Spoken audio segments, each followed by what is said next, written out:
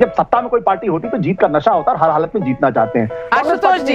आशुतोष जी मैं क्या कहूं आपको, जब अशोक चौहान के बारे में प्रधानमंत्री ji on the floor of the house जब आदर्श घोटाले का नाम लिया तो बेचारे के पास ऑप्शन क्या था, या तो जेल जाइए या भारतीय जनता पार्टी में शामिल कर लिया। और देखिए कितनी अच्छी चीज है, जैसे भारतीय जनता पार्टी में शामिल हुए उनको राज्यसभा की सीट मिल गई। अब इससे अच्छी डील तो हो ही नहीं सकती, है ना। ये जो दरबारी लोग है ना, चमचा। आशुतोष जी टूट रहे हैं विधायक के, तोड़े जा रहे हैं विधायक। अब जो रुकना नहीं चाहता उसे कोई अगर जा रहा है, मिलिंद देओरा को क्या बीजेपी ने तोड़ा, अशोक चौहान को बीजेपी ने तोड़ा, अजीत पवार जब आए तो बीजेपी ने तोड़ा। मैं पूछना चाहती हूं, आज अगर बासवराव पाटिल जैसे, अर्जुन मोरवाड़िया जैसे छोड़कर चले जाएं और सारा का सारा दोष जो है वो बीजेपी पे मढ़ देना, क्या ये कहीं इसका कोई औचित्य है आशुतोष जी? आइए देखते हैं, मजा आएगा। नहीं नविका जी, आपका सवाल इतना मासूम है कि मेरा मन कर रहा है कि ये सवाल इसका जवाब क्या दिया जाए। चलिए, तो नहीं लगता कि मासूम सवालों का भी जवाब आप नहीं दे सकते तो फिर मैं क्या कहूं। नहीं, इस देश के अंदर तो एनफोर्समेंट डायरेक्टोरेट है नहीं, सीबीआई भी है नहीं।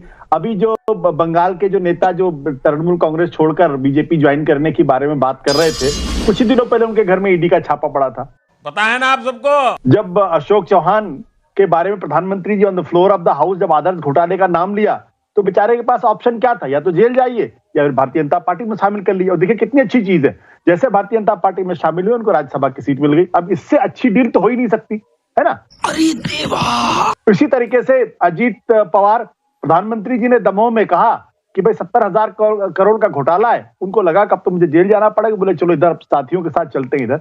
तो ये इसमें कोई दो राय नहीं है, चुनाव का मौसम आता है तो लोग राजनीतिक पार्टियां छोड़ते हैं, एक पार्टी छोड़ के दूसरी पार्टी में जाते हैं, जिनको लगता है कि शायद इस पार्टी से टिकट नहीं मिलेगा दूसरी पार्टी में चले जाएंगे।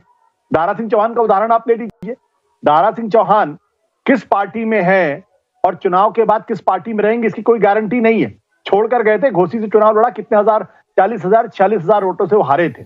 और ऐसे लोगों को बजाय किसी भारतीय जनता पार्टी के किसी बड़े नेता को या छोटे नेता को एमएलसी बनाने के, उनको मंत्री बनाने के, एक हारे हुए नेता को जो दल बदलू है उनको आप अपनी पार्टी में शामिल कर लेते हैं और फिर उनको मंत्री भी बना देते हैं। अरे बाप रे, ये तो धोती खोल रहा है। तो अब अगर इनके बल पे अगर आप भारतीय जनता पार्टी जीतने का सपना देख रही है तो भारतीय जनता पार्टी को मुबारक हो। दिक्कत क्या है, कांग्रेस पार्टी ने एग्जैक्टली यही पॉलिसीज अपनाई थी जब कांग्रेस पार्टी सत्ता में थी। और आज कांग्रेस पार्टी की जो स्थिति है वो इसी वजह से है क्योंकि उनके अपने लोगों को लगा कि हमको जो है वो जो ओरिजिनल कार्यकर्ता है उनको भाव नहीं मिल रहा है। तो ये जब सत्ता में कोई पार्टी होती तो जीत का नशा होता है, हर हालत में जीतना चाहते हैं। आशुतोष जी मैं क्या कहूं आपको, मतलब पुरानी दादी माँ जैसी मेरी कहती थी ना, वारी जाऊं आपके जवाब पर। मासूम मेरा सवाल था या मासूम आपका जवाब है, समझ ही नहीं आ रहा। अच्छा ये सवाल जरूर सुनिएगा।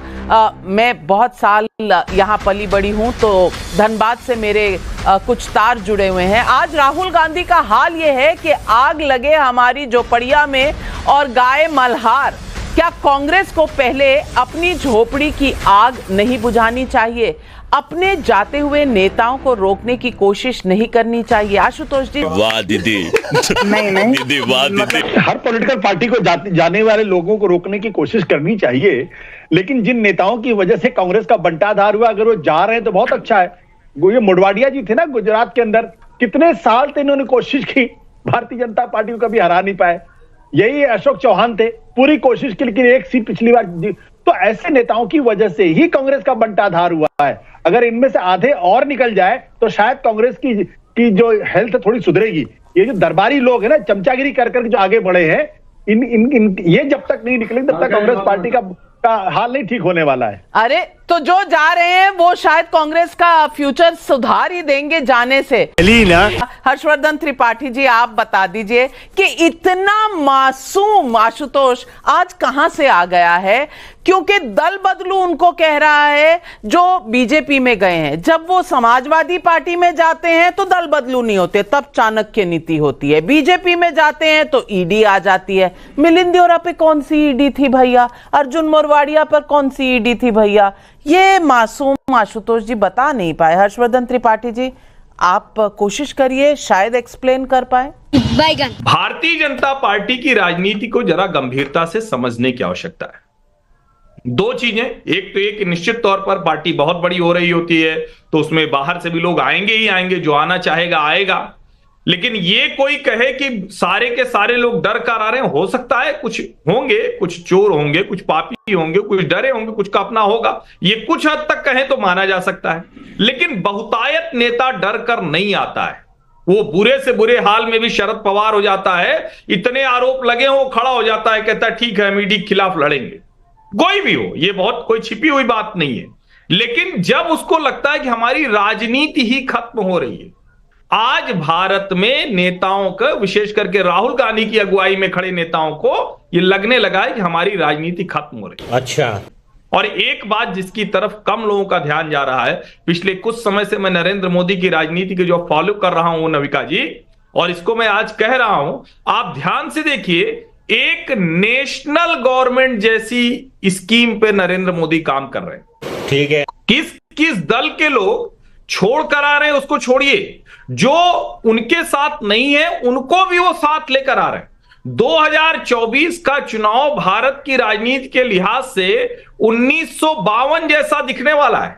ये अवसर सिर्फ जवाहरलाल नेहरू को मिला था, वो तो खैर बिना चुनाव के भी प्रधानमंत्री एक बार बन गए थे, शुरू में तो सीधे सत्ता उनको मिल गई थी। लेकिन चुनाव के बाद भी कि आप सबको साथ ले सकते हैं, उस वक्त दूसरे दल थे नहीं, उनकी वो हैसियत नहीं थी। लेकिन नरेंद्र मोदी डेमोक्रेटिकली देश में एक बड़ा जनमत हासिल करते हैं, दूसरे विचार के लोगों को भी अपने साथ लेकर आते हैं, और उसमें जिस जातीय क्षेत्रीय समूह की बात की जाती है वो भी नरेंद्र मोदी के साथ आज शामिल तो है। आपके कहने का मतलब हर्षवर्धन त्रिपाठी जी, राहुल गांधी भी शायद बीजेपी में शामिल हो जाएंगे, क्या आप ये बताना चाह रहे हैं देश को? नौकरी के नाम पे भड़वागिरी कर रहे हो तुम।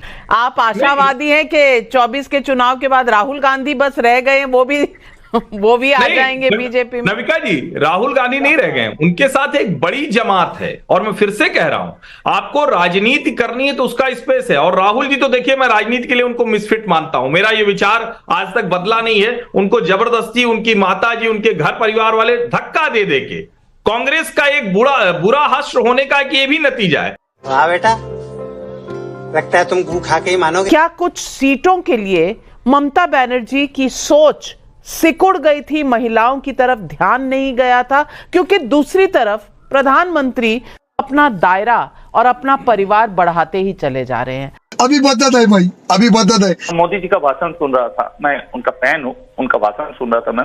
वो उन्होंने बोला है, उन्होंने जब छोटा था, बच्चा था, तब झोला लगकर निकल गया था, रास्ते में कोई पूछते थे उनको खाने का बारे में, वो खाना मिलता था, वो खाना खाते थे। वो था एक जमाना में।